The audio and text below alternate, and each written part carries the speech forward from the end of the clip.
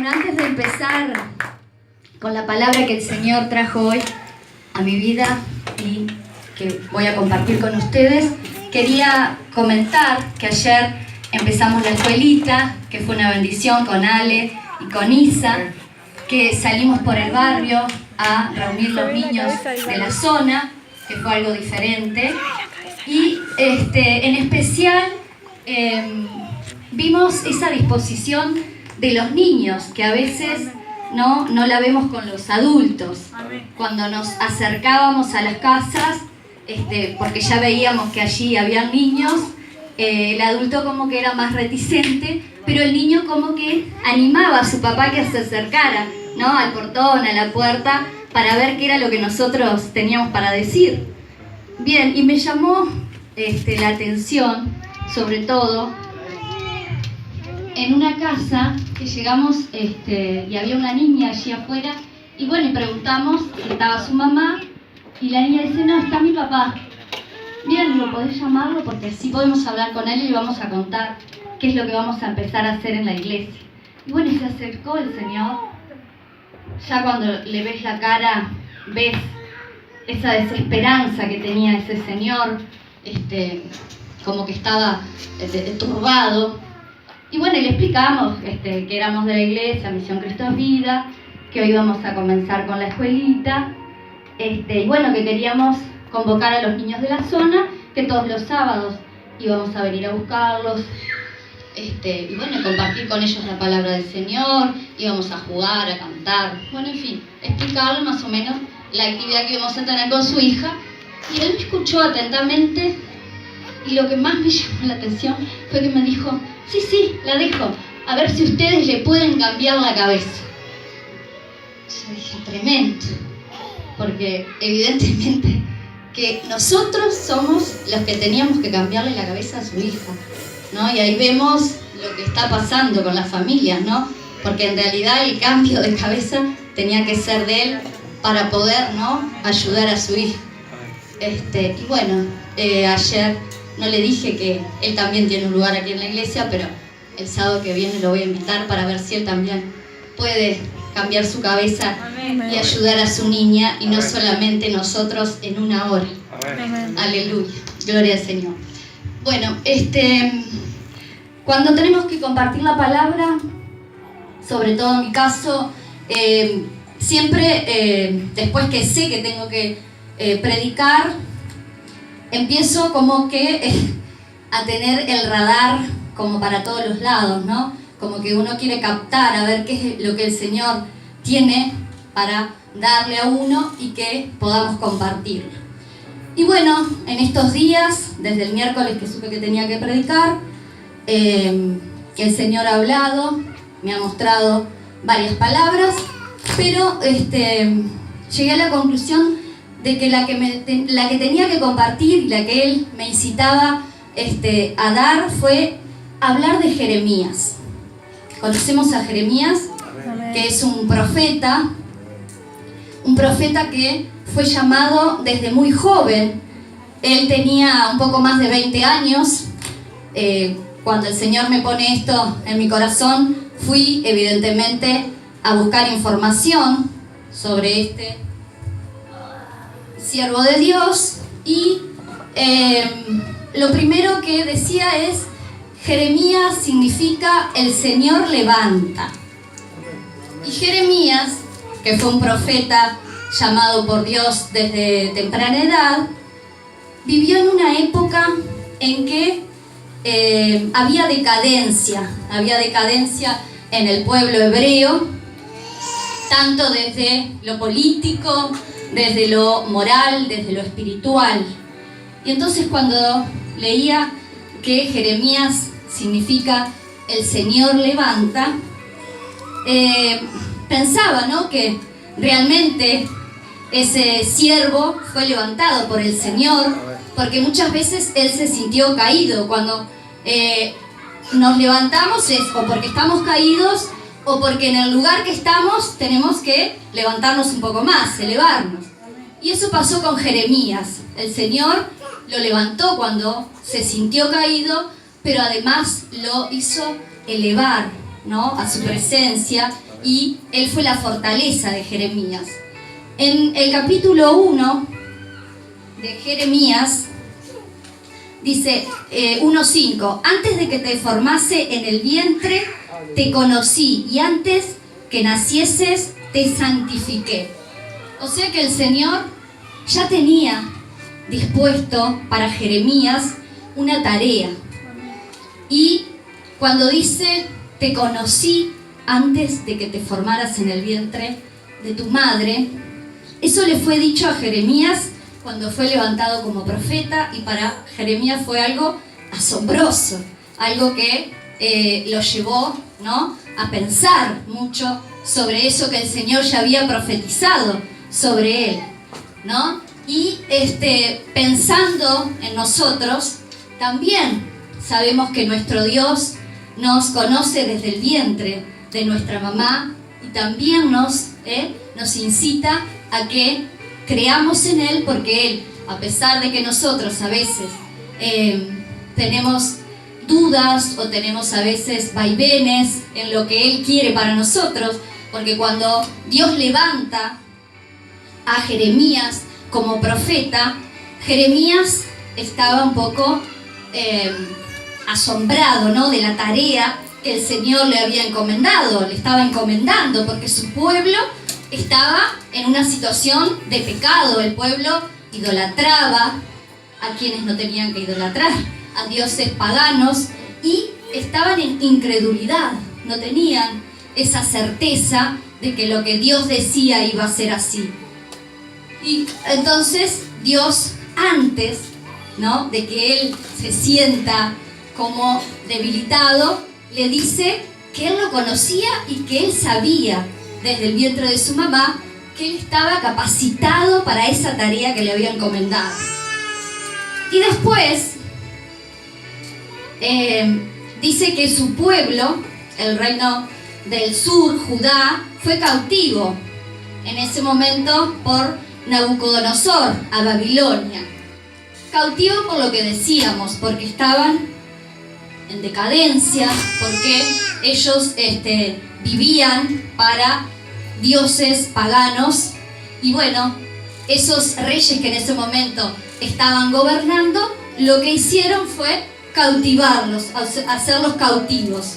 Y Jeremías, que en ese momento se sentía debilitado, fue llamado para que ese pueblo, para que la nación en la que él estaba, pudiera fortalecerse, ser libre. Y entonces dice que en ese momento lo que tenían delante de sus ojos no era lo mejor para el pueblo. El pueblo no veía que Dios estuviera con ellos, aunque Jeremías lo incitaba a eso. Y comparando ese momento del pueblo con el momento en el que estamos viviendo, podemos decir que nuestro mundo, nuestra actualidad, también está como el pueblo en ese momento de Jeremías. Está en decadencia. ¿Quién dice que sí?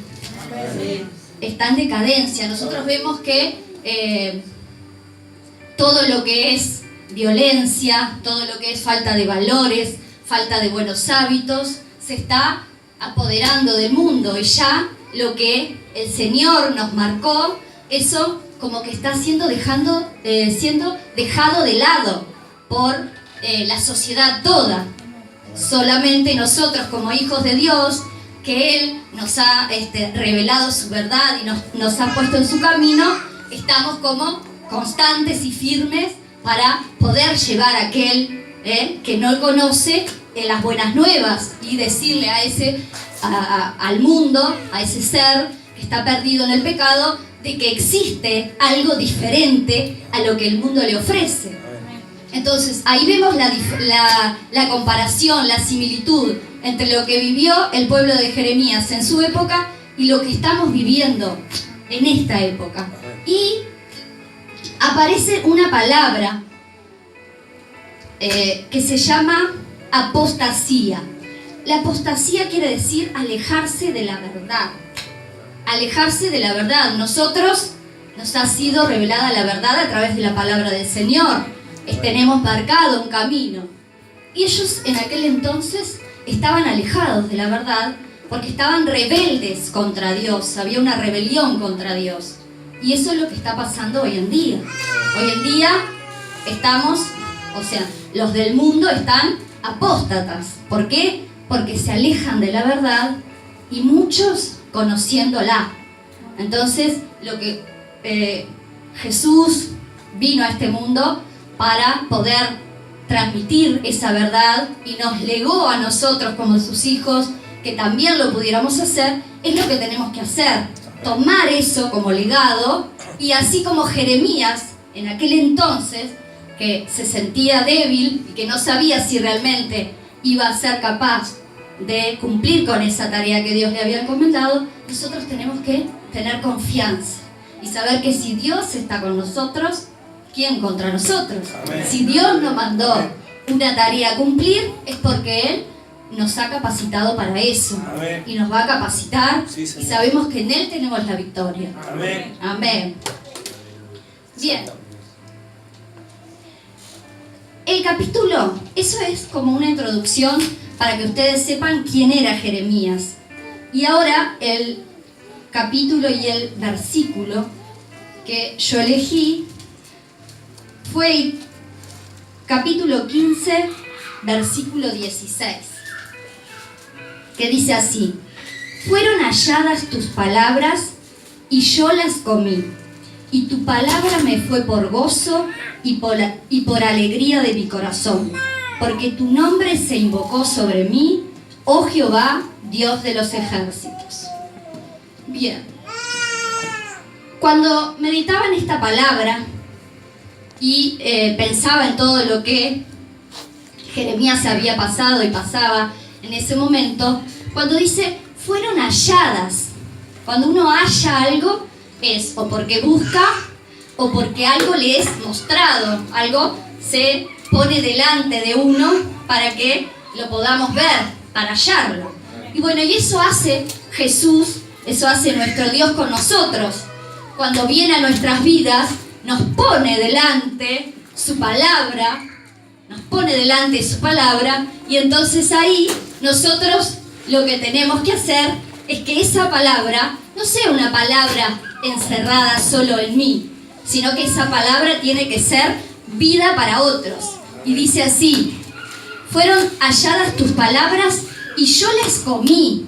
O sea que Él las integró a su ser. No es que Dios mostró su palabra, su verdad, y Él las dejó fuera de sí, sino que Él las integró a su vida, como nosotros integramos nuestro alimento. El alimento, cuando lo tenemos delante, no lo dejamos acá. Lo que hacemos es introducirlo en nuestro organismo. Amén. Lo mismo tenemos que hacer con la palabra del Señor. Amén. Ver esa palabra cuando la tenemos delante y cuando no se nos es revelada, y comerla. ¿Qué va a hacer esa palabra dentro de nosotros? Nos va a fortalecer, nos va a nutrir, nos va a edificar. Y eso era lo que estaba diciendo en esta palabra Jeremías. Fueron halladas tus palabras y yo las comí. Y tu palabra me fue por gozo y por alegría de mi corazón.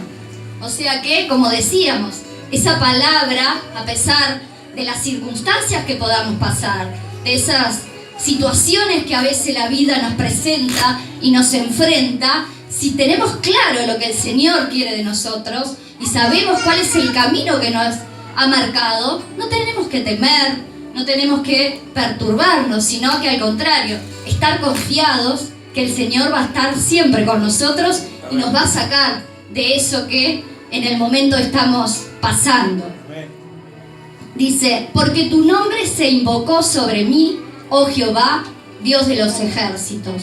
Porque tu nombre se invocó. Invocar quiere decir llamar. Él había sido llamado por Dios. Entonces él sabía que lo que él estaba diciendo no era porque sí, sino que Dios lo había mirado, lo había tenido presente para que él cumpliera esa tarea. Entonces, siempre que nos dejamos dominar por la palabra del Señor, nuestra vida va a tener consecuencias. y esas consecuencias van a ser de gozo, de alegría, de edificación. Pero tenemos que tener presente que la palabra no puede quedar externa a nosotros, sino que esa palabra tiene que estar dentro de nosotros. Amén. Aleluya. Entonces, la palabra que sale de nuestra boca es como que Dios nos impone que nosotros seamos su boca. O sea, nosotros, a través del Espíritu Santo, tenemos que llegar a los otros y hacer que esa palabra corra. Porque la palabra no es para que quede encerrada entre los hijos de Dios, porque ya sabemos que es la nutriente que tenemos, que sabemos que es la fortaleza que tenemos. Sino lo que tenemos que hacer es sacarla al mundo, llevarla a aquellos que todavía no la conocen, para que puedan conocer su palabra y también puedan ser bendecidos por ella. Amén. Aleluya. Y bueno, y cuando recibimos esa palabra, que lo hacemos por fe, sabemos que esa palabra, ¿no? Tenemos que estar convencidos que a pesar de que no vemos lo que a veces queremos, el Señor nos va a dar la victoria y por fe su palabra va a ser cumplida en nuestras vidas. Amén. Entonces, eso es lo que tenemos que darle al otro. Ese es el mensaje que tenemos que darle al otro. Que su palabra será cumplida en tiempo, en el tiempo que el Señor determine. Amén. No en el tiempo que a veces queremos que nosotros sea más rápido. Así que, cuando volvamos a leer esta palabra que dice, y tu palabra me fue por gozo y alegría, recordemos que tiene que ser así. Amén. Que el gozo y la alegría siempre tiene que ser esa dirección que tomemos, esa actitud que tomemos en nuestra vida para poder llegar al otro y que vean que la palabra del Señor y que todo lo que el Señor nos dejó para que lo transmitamos nos da esa alegría y nos da ese gozo. Amén. Aleluya. Bueno, vamos a orar. Vamos a ponernos de pie.